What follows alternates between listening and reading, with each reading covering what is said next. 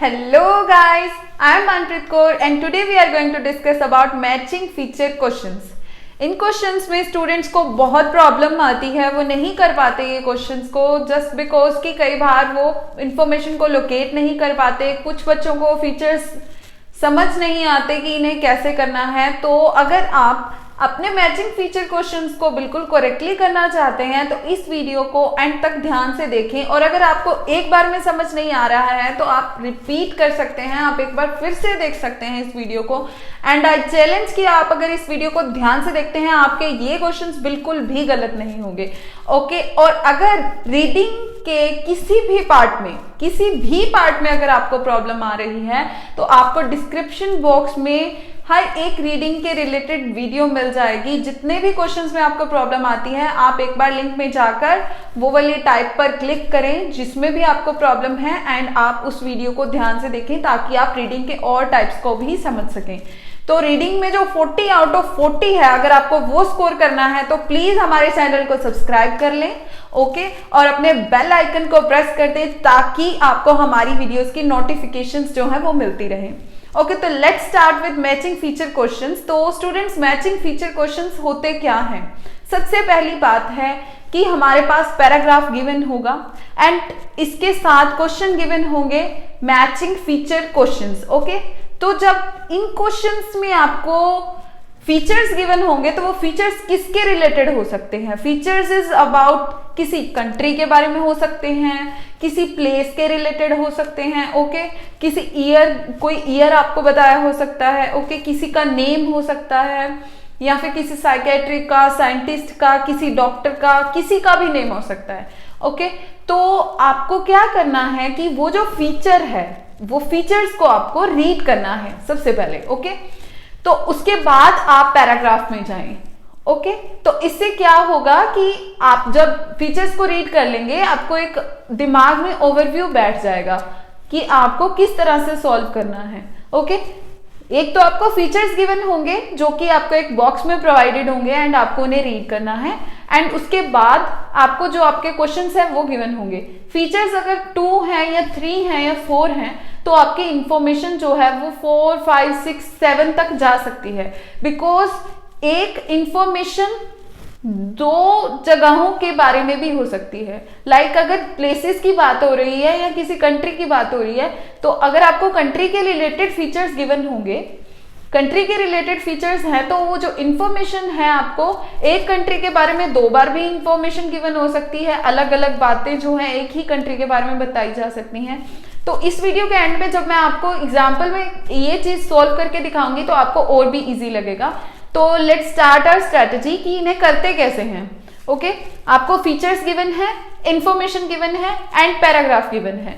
आपको क्या करना है? सबसे पहली टिप जो हमारी है वो है कि आपको फीचर्स को रीड करना है। फीचर्स को रीड करें। वो क्या है? वो कंट्री का नेम है, वो किसी प्लेस का नेम है, किसी पीपल का नेम है, किसी इंसान का नाम है, किसी साइंटिस्ट का नाम है, किसी साइकेट्रिक का नाम है, जो भी है। ओके, उसे रीड करें एंड उसके बाद आपको क्या करना है? सेकंड टिप जो हमारी है वो है स्कैनिंग। तो आपको अब जाना है पैराग्राफ में एंड आपको हर पैराग्राफ की फर्स्ट लाइन को ध्यान से रीड करना है। अब जब आपने रीड कर ली पैराग्राफ की फर्स्ट लाइंस तो आपको आपके फीचर्स जो हैं फर्स्ट लाइन में इजीली मिल जाते हैं। ओके, तो आपको जब फीचर मिल जाते हैं तो आप उन फीचर्स को तभी की तभी अंडरलाइन कर लें। ये हमारी थर्ड टिप है। ओके, सबसे पहले आपने क्या किया? आपने फीचर्स को पढ़ा, that is first tip. Second tip है कि आपने स्कैनिंग करनी है। स्कैनिंग करनी है आपको पैराग्राफ की फर्स्ट लाइन को रीड करना है। एंड थर्ड जो हमारा टिप है वो ये है कि आपको जो अपने पैराग्राफ्स में रीड किए अगर आपको फीचर्स मिल जाते हैं उनमें तो आपको उन फीचर्स को अंडरलाइन कर देना है ताकि जब आप इंफॉर्मेशन जो गिवन है उसे लोकेट करें तो आपको प्रॉब्लम ना आए। ओके, तो अब हमें क्या करना है? अब हमें जो हमारी इंफॉर्मेशन गिवन है उन्हीं फीचर्स के बारे में क्वेश्चंस में, तो हमें सबसे पहले अब क्वेश्चन को रीड करना है। तो सबसे पहले क्वेश्चन को रीड करें, उसे समझें कि क्वेश्चन में क्या गिवन है। ओके, ये हमारा फोर्थ टिप है कि हमें क्वेश्चन को रीड करना है एंड उसके बीच में जो इंफॉर्मेशन गिवन है उसे समझना है। अब समझ लिया तो उसमें कीवर्ड्स को अंडरलाइन करना है। ओके, कीवर्ड को अंडरलाइन कर लें। कीवर्ड को अंडरलाइन इसलिए करना है ताकि जब आप उसे पैराग्राफ में लोकेट करें तो आपको प्रॉब्लम ना आए, आप इजीली लोकेट कर पाए। ओके, लोकेट हो गई एक बार इंफॉर्मेशन तो आपको इजीली पता लग जाएगा कि वो इंफॉर्मेशन किस फीचर के बारे में है और इस तरह से आप अपना आंसर पा लेंगे। ओके, तो ये हमारा 5 टिप्स का था। सिर्फ जो भी हमारा मैचिंग फीचर क्वेश्चंस है उसमें हमारे सिर्फ 5 टिप्स होते हैं। सबसे पहली टिप है कि हमें फीचर्स को ध्यान से देखना है कि वो किसी कंट्री का नेम है, प्लेस का नेम है, किसी साइकेट्रिक का नेम है, साइंटिस्ट का नेम है, या कुछ भी हो सकता है। ओके, तो एक बार आपने फीचर्स को देख लिया, उसके बाद आपको इंफॉर्मेशन जो है पैराग्राफ की उसकी स्कैनिंग करनी है। ओके, तो थर्ड स्टेप जो है आपका, थर्ड टिप है हमारी, वो है कि आपको अब क्वेश्चंस जो हमारे फीचर्स हैं उन्हें अंडरलाइन करना है पैराग्राफ्स में। फोर्थ टिप ये रहेगी कि आपको क्वेश्चंस को रीड करना है। ओके, क्वेश्चन को रीड करके कीवर्ड्स ढूंढकर उन्हें इंफॉर्मेशन को पैराग्राफ में लोकेट करना है।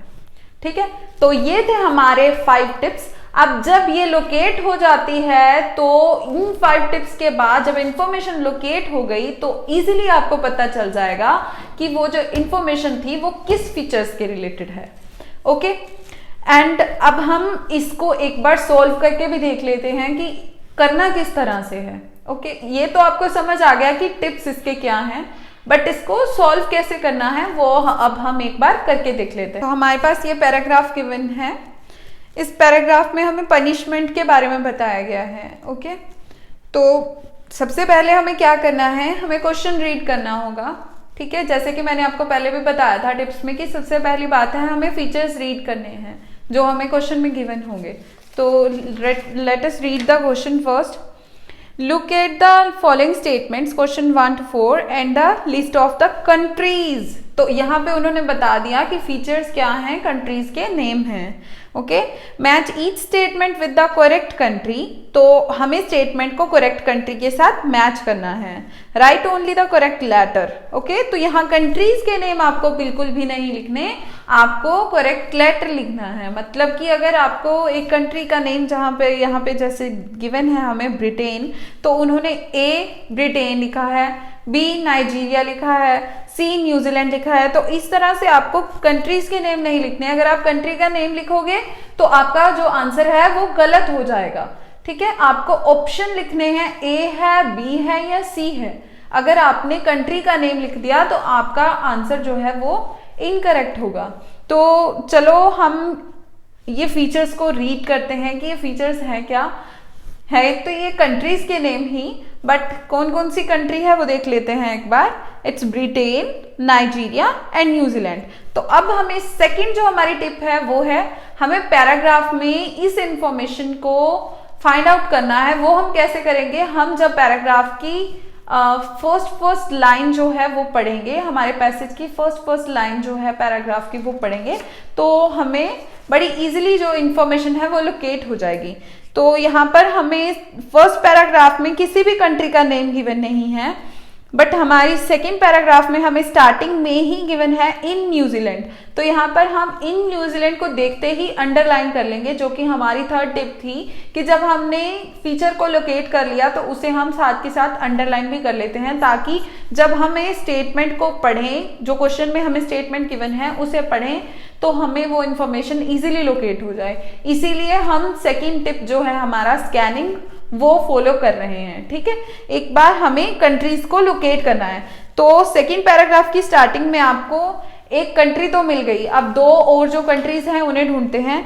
तो नेक्स्ट पैराग्राफ देखिए, वहां पर लिखा है इन ब्रिटेन, तो यहाँ पर हमें सेकंड भी मिल गई है। ओके, सेकंड कंट्री भी हमें मिल गई है। अब थर्ड ढूंढते हैं, तो उसी से नेक्स्ट पैराग्राफ में इन नाइजीरिया। तो यहाँ पर आपको बहुत ही इजीली तीनों फीचर्स जो हैं आपके वो लोकेट हो गए हैं। आप अगर स्कैनिंग करते हैं आपको सिर्फ फर्स्ट लाइन ही रीड करने की जरूरत होती है एंड आपके जो फीचर्स हैं वो लोकेट हो जाते हैं। आपको हर एक पैराग्राफ की फर्स्ट लाइन रीड करनी है। ओके, तो अगर किसी पैराग्राफ में आपको अपना फीचर नहीं मिलता तो आप उससे नेक्स्ट पैराग्राफ में देखें, उसकी भी फर्स्ट लाइन रीड करें, उसमें मिलता है तो अंडरलाइन करें। ओके, इस तरह से आप अपने फीचर्स को ढूंढ सकते हैं। फीचर्स को ढूंढा, अंडरलाइन किया, ये थी हमारी थर्ड टिप। तो अब फोर्थ टिप की तरफ चलते हैं, दैट इज हमें स्टेटमेंट को रीड करना है कि वो जो स्टेटमेंट है वो किसके बारे में है, किस कंट्री के बारे में है। तो जैसे कि हमें फर्स्ट स्टेटमेंट गिवन है, the abolition of death penalty on a trial basis did not result in rise in crime rates. तो जो डेथ पेनल्टी की जो सजा है ट्रायल बेसिस पर जब उसे दिया जाता है तो जो क्राइम रेट है वो कम होता रहता है। ओके, वो राइज नहीं करता, मतलब कि जो हमारा क्राइम रेट है वो कम हो रहा है अगर किसी को डेथ पेनल्टी दी जा रही है।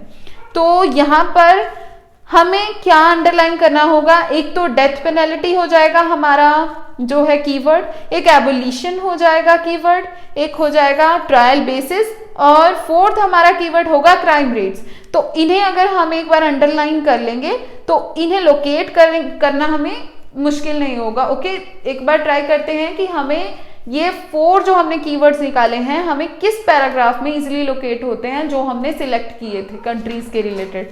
तो let us see in the paragraph. जब हम देखेंगे इन ब्रिटेन तो उसमें आपको उसी की फर्स्ट लाइन में डेथ पेनल्टी जो है वो दिख रहा होगा फर्स्ट ही लाइन में।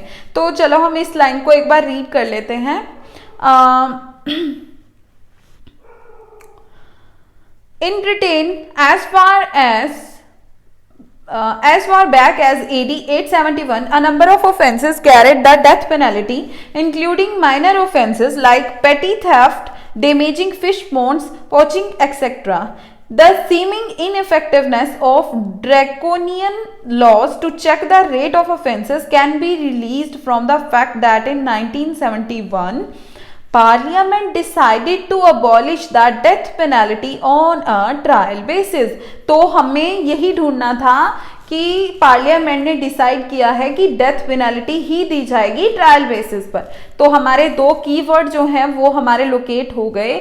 तो आगे रीड करते हैं, अनटिल नाउ, अब तक, the penalty has not been restored. तो इससे पहले क्या है, पेनल्टी जो है वो रिस्टोर नहीं की गई थी। Moreover there is not enough evidence to show that the rate of violent crime has increased in any way. तो हमारे पास इसके भी कोई एविडेंस नहीं है कि जो रेट ऑफ क्राइम है वो बढ़ा है या नहीं बढ़ा। ठीक है, तो मतलब कि कम हो रहा है हमारा crime rate. And death penalty भी आपने लोकेट कर लिया, ट्रायल बेसिस भी लोकेट कर लिया। अब इसमें आपको ये इंफॉर्मेशन मिल गई है तो ये किस कंट्री के बारे में था, ये ब्रिटेन के बारे में था। तो हम क्या लिखेंगे, इसका आंसर क्या है हमारा A option, that is Britain. Okay, तो चलो नेक्स्ट स्टेटमेंट रीड करते हैं। The punishment for armed robbery is the same as it was before the civil rule। कहते कि जो हमारी आर्म्ड रॉबरी में पनिशमेंट थी वो बिल्कुल सेम है सिविल रूल में भी। ओके, तो इसे भी लोकेट करते हैं। अगर हम नाइजीरिया वाला पैराग्राफ देखेंगे जो कि उससे नेक्स्ट है बिल्कुल, उसमें हमें सबसे पहले आर्म्ड रॉबरी जो है हमारा लोकेट हो गया, जो कि हमें उसमें लाइन में गिवन था। हमारे स्टेटमेंट में हमें आर्म्ड रॉबरी गिवन था, वो हमारा लोकेट हो गया एक keyword. Armed robbery was made punishable by firing squad a little after the civil war, then came the civil rule and this was considerably revised. Okay, तो उन्होंने कहा कि आर्म्ड रॉबरी में फायरिंग स्क्वाड जो है वो पनिशेबल थी, मतलब कि फायरिंग स्क्वाड से मतलब मीट करना पड़ता था अगर कोई क्राइम करता था। ठीक है, अगर आर्म्ड रॉबरी होगी तो उसे फायरिंग स्क्वाड की सजा मिलती थी। ठीक है, तो अब सिविल रूल जो आया है उसमें उसे रिवाइज किया गया है, मतलब कि ये दोनों बातें भी बिल्कुल सेम हो गई। तो हमारे जितने भी कीवर्ड्स थे जैसे कि आर्म्ड रॉबरी, सिविल रूल और यहाँ पर ये जो रिवाइज्ड आ गया है मतलब कि सेम। ओके, जो आर्म्ड रॉबरी में था वही सिविल रूल में है। तो इन दोनों को हम अंडरलाइन कर लेंगे and this is our answer only कि ये नाइजीरिया में ये बात हुई थी। ओके, तो हमारा जो सेकंड का आंसर होगा दैट इज बी। तो अब हम चलते हैं थर्ड क्वेश्चन की तरफ। So let us read the third question. In spite of repeat revisions in legal policies for capital punishment, the rate of serious crimes largely remained unchanged. इसका meaning है कि जो कैपिटल पनिशमेंट्स हैं उनकी repeat revisions की वजह से जो सीरियस क्राइम है वो अनचेंज्ड है।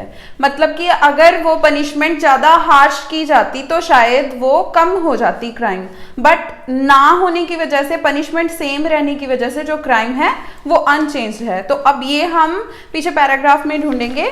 आपको ये मिलेगा नाइजीरिया वाला जो पैराग्राफ है उसमें, जहां तक हमने सेकंड क्वेश्चन किया था उससे आगे से रीड करके देखते हैं। With the return of military rule the offence has carried the old penalty. मतलब कि मिलिट्री रूल के रिटर्न होने के बाद जो ओल्ड पेनल्टी थी, मतलब वहां पे हमने पढ़ा रिपीट रिवीजन्स, है ना, यहाँ पर है ओल्ड पेनल्टी, मतलब कि दोनों सेम है कि सेम ही पनिशमेंट दोबारा से दी जा रही है। Okay, in addition drug peddlers had to face the firing squad. इसमें क्या होता था कि जो ड्रग पेडलर्स थे उन्हें फायरिंग स्क्वाड को फेस करना पड़ता था। However, rather than decrease in intensity, robbery with violence has been on the increase। कि ज्यादा ध्यान ना देने की वजह से क्या हो रहा है कि जो रोबरी है वो हैज बीन ऑन इंक्रीज है, मतलब कि वो बढ़ती ही जा रही है दिन ब दिन, मतलब कि कहने का कि अनचेंज्ड है। Okay, In fact, it has spread from the cities to the rural areas। अब ये cities से लेके rural areas तक फैल चुकी है। Okay? Similarly, drug peddling has been on the increase despite the severe penalty for the offense। Drug peddling भी unchanged है क्योंकि सीवियर पेनल्टी नहीं दी जा रही। तो ये हमारा हमें कहाँ पे मिला है, सेम ही वहाँ पीछे भी बात हमें यही कर रहे थे कि जो कैपिटल पनिशमेंट है उसमें कोई चेंजेस ना आने की वजह से जो क्राइम रेट है वो कम होने के बजाय बढ़ रहा है, वो अनचेंज्ड है। ओके, तो ये बात हो रही है नाइजीरिया में, तो इसलिए हमारा आंसर क्या होगा, ऑप्शन बी। ओके, तो चलो फोर्थ क्वेश्चन रीड करते हैं। Overly harsh punishment was rendered for even minor offences. कि जो हार्श पनिशमेंट है वो दी जाती है छोटे छोटे ऑफेंस करने पर भी। ठीक है, तो ये किस में है, पैराग्राफ में चेक करें। इसमें कीवर्ड क्या बनेंगे, सबसे पहले तो कीवर्ड बनेंगे इसमें harsh punishment and minor offences. तो हार्श पनिशमेंट क्या है यहाँ पे, ब्रिटेन वाली जो लाइन है, ब्रिटेन की फर्स्ट लाइन में आपको ये मिल जाएगी। A number of offences carried the death penalty including minor offences. तो डेथ पेनल्टी हो गई हार्श पनिशमेंट। ठीक है, इसको पैराफ्रेज करके देखो हार्श पनिशमेंट को, तो क्या बनता है, डेथ पेनल्टी। ओके, तो माइनर ऑफेंसेस क्या हुआ कि जो छोटी छोटी क्राइम्स हैं वो भी हमारा कीवर्ड हो गया था। ओके, तो हमारी जो ये एग्जैक्ट पोजीशन लोकेट हो गई है, और ये आंसर किस पैराग्राफ में है, जहां पर ब्रिटेन की बात हो रही है कि ब्रिटेन कंट्री में ऐसा होता है कि हार्श पनिशमेंट दी जाती है अगर कोई माइनर से ऑफेंस भी की हो तो। So this is our answer and हमारा क्या आंसर हो गया यहाँ पर, Britain, that is a part. Okay, क्योंकि इस वीडियो ने आपकी जरूर हेल्प की होगी कि आगे से जब भी आप मैचिंग फीचर क्वेश्चंस करेंगे वो आपके कभी भी इनकरेक्ट होने वाले नहीं हैं। तो अगर आप इस वीडियो से आपको हेल्प मिली है तो आपको अगर इसके अलावा भी पर्सनली कोचिंग चाहिए, पर्सनली आपको असिस्टेंस चाहिए, कई बार हम प्रॉपरली नहीं कर पाते, हमें प्रैक्टिस की जरूरत पड़ती है, तो आप हमारा जो व्हाट्सएप नंबर नीचे गिवन है आप उस पर कॉल कर सकते हैं। ओके, उस पर मैसेज भी कर सकते हैं। आपको जिस भी मॉड्यूल में प्रॉब्लम आ रही है आपकी प्रॉपर हेल्प की जाएगी वहां पर। We will definitely help you and thanks for watching the video till end. और जिन्होंने सब्सक्राइब नहीं किया है वो सब्सक्राइब कर लें।